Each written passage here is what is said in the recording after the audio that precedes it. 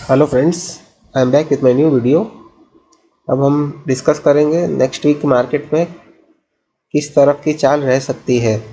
सबसे पहले तो देखिए, बुधवार को महाराष्ट्र में स्टेट इलेक्शंस है फ्रेंड्स, तो it can be a very volatile week. अगर मान लेते हैं कुछ भी रिजल्ट में उलटफेर होता है महाराष्ट्र के स्टेट इलेक्शन में, तो उसका डायरेक्ट इम्पैक्ट स्टॉक मार्केट पे भी हो सकता है। एक बात को ध्यान में रखिएगा। सेकेंड पॉइंट है कि फ्राइडे को डाउ जोन्स ने काफ़ी बुरी क्लोजिंग की है।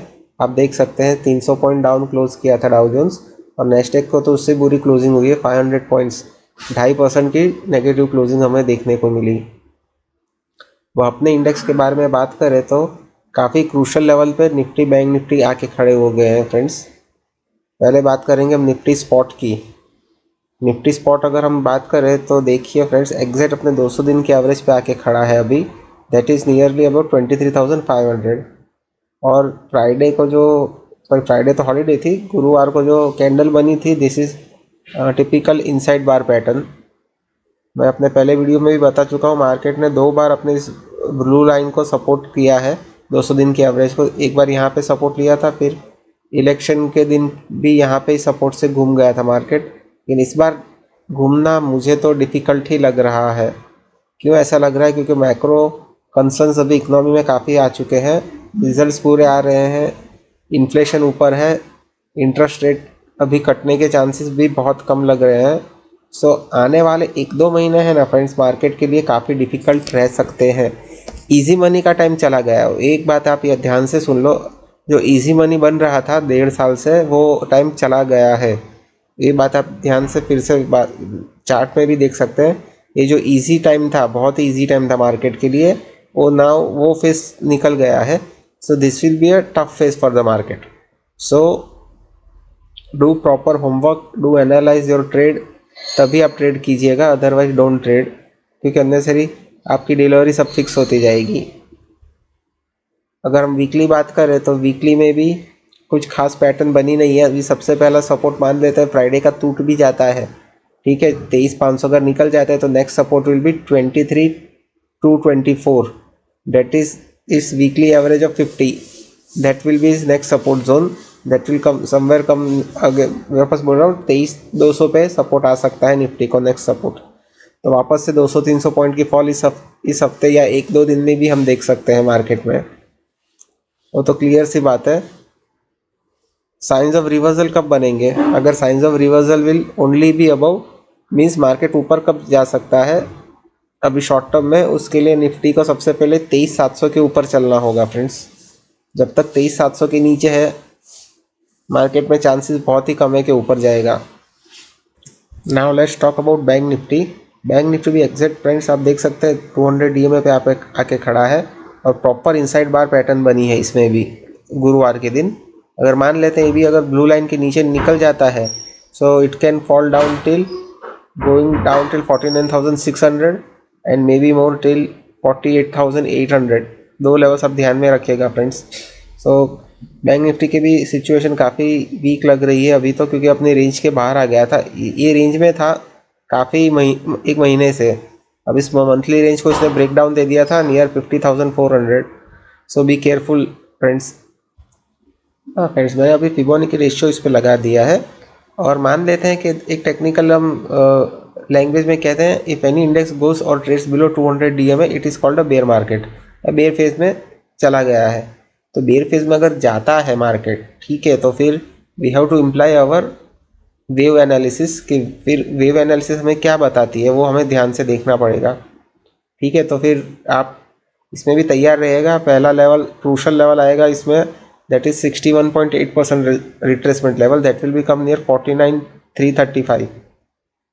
तो यहाँ से काफ़ी दूर है, ठीक है, 49,335 यहाँ से काफ़ी दूर है। फिर नेक्स्ट लेवल आएगा 47,967। ये 2 लेवल्स बहुत ही क्रूशल रहेंगे बैंक निफ्टी के लिए।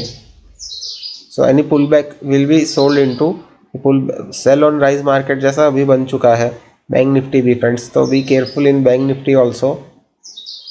देखिए, हम स्टॉक्स के बारे में ज़्यादा बात नहीं कर सकते क्योंकि अंदर सिर्फ सेबी का कंप्लाइंस इशू आ रहा है, तो हम ज़्यादातर इंडेक्स पे ही फोकस करेंगे अब से। एक ही इंडेक्स है जो मार्केट को गिरने से बचा सकता है, that is Nifty IT index. और उसका चार्ट स्ट्रक्चर भी अभी तो काफ़ी बुलिश है, अभी इसमें कोई वीकनेस नहीं है। इसने अपने 220 DMA 50 DMA के ऊपर अच्छे से ट्रेड कर रहा है और मैंने एक लाइन भी खींच के रखी हुई है जो आप देख सकते होंगे। अगर मान लेते हैं इसके ऊपर निकल जाता है तो हमें एटलीस्ट कुछ अपसाइड मूवमेंट आ सकती है इन IT स्टॉक्स में। Date will be near 42,800। अगर इसके ऊपर निकल जाता है IT इंडेक्स तो अच्छा खासा ब्रेकआउट मूवमेंट हमको देखने को मिलेगी और ये एटलीस्ट निफ्टी को गिरने से रोक सकता है। अगर IT स्टॉक्स चलेंगे तो मीन्स निफ्टी को एटलीस्ट कुछ कुशन मिल जाएगा गिरने से। अभी बैंक और IT के बीच में टसल चल सकता है। अगर बैंक्स गिरते हैं तो IT को ऊपर रखेंगे। अगर जिस दिन IT भी गिरा और बैंक्स भी गिरा ना फ्रेंड्स, मार्केट सीधा नीचे नीचे चला जाएगा, वो तो आप देख लीजिएगा। तो that will B not a good case scenario for markets.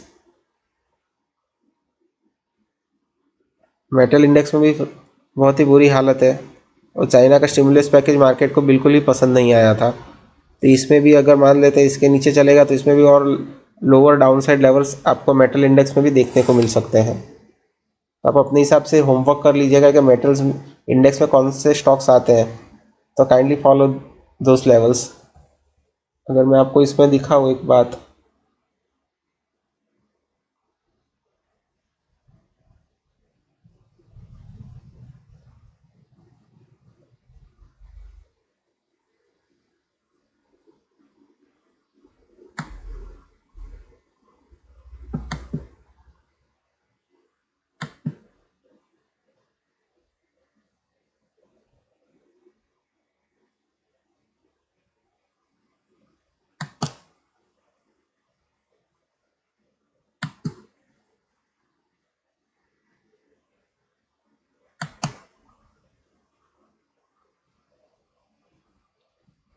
आप देख सकते हैं इसे हम 5 वेव स्ट्रक्चर एनालिसिस कहते हैं।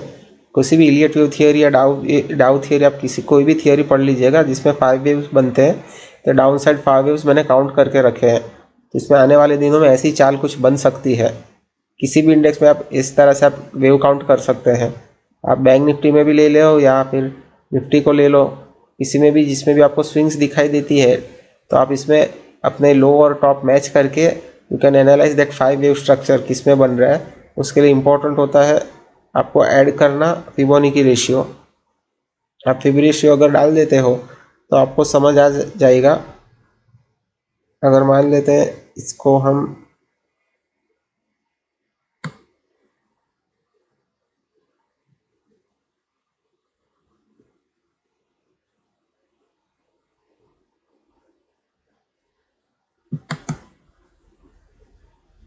इस अगर ये है मेटल इंडेक्स ना, ओके, तो मेटल इंडेक्स ने अभी ब्रेकडाउन दे दिया है हमें 8,900 पे। तो आने वाले दिनों में 8,500 तक ये नीचे गिर सकता है। तो आप समझ लीजिएगा जो भी मेटल इंडेक्स के स्टॉक्स है वो कहाँ तक नीचे जा सकते हैं। So be careful in metal index. अभी इसमें क्लियर कट ब्रेकडाउन देखने को मिला है मेटल इंडेक्स में, तो सारे मेटल स्टॉक्स इसको फॉलो करेंगे। फार्मा की भी सेम स्टोरी है। फार्मा इज़ नॉट डिफरेंट, इसमें भी कम्प्लीटली नेगेटिव चार्ट पैटर्न ही क्रिएट हुए हैं। ये निफ्टी ऑयल एंड गैस है जो कम्प्लीटली रिजेंबल कर रहा है रिलायंस के चार्ट को, रिलायंस एंड ONGC को। इनको भी अवॉइड ही कीजिए, कुछ मिलेगा नहीं अभी फ्रेंड्स मार्केट में।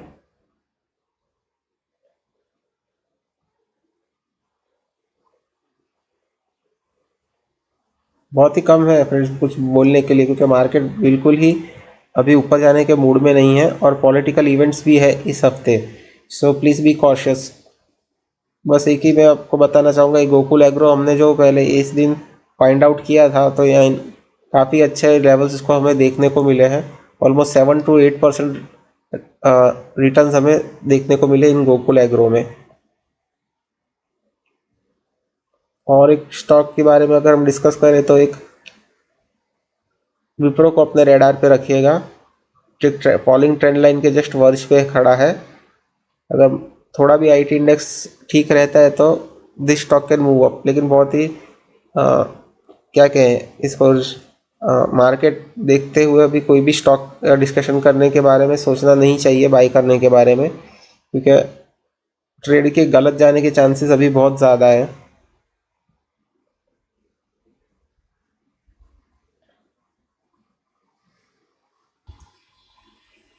ये देखिए फ्रेंड्स, मैंने बैंक निफ्टी में रिवर्स वेव काउंट लगाया है। इस किस्म से इसमें आने वाले दिनों में मूवमेंट हो सकती है। तो पहला तो होगा 49,300, then next it can bounce go down till 47,967.